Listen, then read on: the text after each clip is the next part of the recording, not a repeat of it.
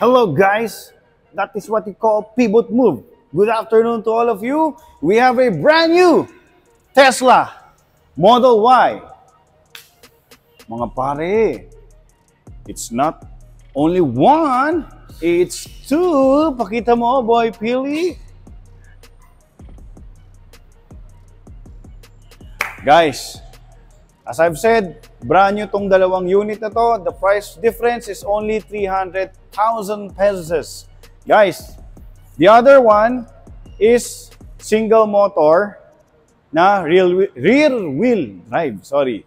The other one is dual motor na all-wheel drive. Ngayon guys, parehas sila ng top speed.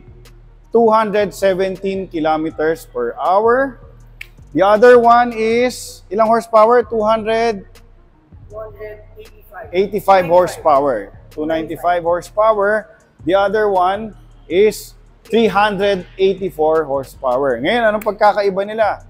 Yung 295 horsepower, it takes 6.9 seconds to reach 100 kilometers. Yung ating 384 horsepower, it only takes 5 seconds to reach 100 kilometers. Yun lang guys. Pakita natin yung loob, Renzo. Discuss natin ibang features. Let's go! Guys, we're now inside our brand new Tesla Model Y. Guys, etong one of the features ito, kanina si Boy Pili hindi niya alam. Pag ito ayaw yan, ayaw gumalaw. Alam mo na, pag inapakan mo yung preno, activate yung headlight, auto siya, yan, makakabig mo na yung steering. Ito ang ating paborito. Siyempre, dito naman tayo sa steering wheel. Nakikita nyo, Tesla, may plastic pa. Andito ang controller. Andito ang itong door opening natin eh. Tapos may power windows. Ito ang ating LED. Guys, itong Tesla, by the way, wala na susi. Baka magulat ka, wala na susi. Ito lang siya. E-card. So, pakita natin mamaya paano natin ina-unlock yung door. Tapos ito, lagay mo lang siya behind the cup holder. Okay na yan eh. Under na yung mag-isa. Headlight, nag-auto na yan. Yan, nag-auto na yan. Off mo. Lahat ng controls natin nandito. Open mo yung trunk, dito mo lang rin pipisilin. Meron front, meron trunk sa likod. Okay? Tapos guys, lahat nandito na siya. Lahat ng control. Aircon, lock mo, autopilot, charging, etc. Display navigation, yan, software, pati games nandito. Ito, yung pati side mirrors, if you want to fold, steering, pakita ko sa inyo lang ha. Itong steering, in-adjust mo, ayan, nakita mo, ito, akit ko lang. Ayan, makakit na siya, baba. Galing, di ba, guys? Nakakatuwa. Ayan, ang daming apps, games, lahat, kung gusto mo, aircon, sobrang high-tech nitong otong to. Ilan pa bang, ano to? Teka, pag-aaralan natin. Ayun, 33%. 142 kilometers pa siya natitira. Okay? Ang pagkakaiba kanina nito, Renz, di natin na-discuss kanina, is yung distance. Okay?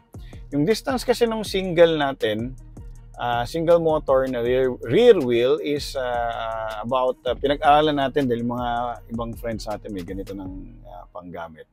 So, it's around 350 to 400 kilometers. Yung ating dual naman na all-wheel drive, mas mahaba ang distansya nun. Kaya ng 450 to 500 kilometers. So yung mga may balak bumili nito para alam na ninyo, di ba? Tapos tignan naman ninyo, napakaganda, di ba? Ayan, no?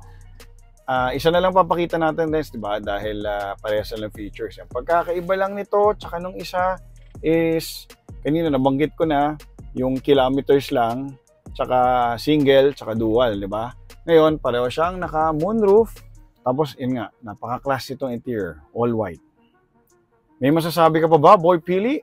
Wala. Wala na? Speakless. Speakless ka na. Okay na yan. Naalala ko ulit si Densyo Kagiwa. Guys, ito yung kanina, yung keycard, pinakita natin. Tap lang to unlock. Kita ba, Boy Pili? Okay. Pagka-lock, ganun din. Lock siya ulit. So, unlock natin. Tapos ganito lang yung doorknob, di ba? High-tech! Dito tayo sa likod. Boy Pili.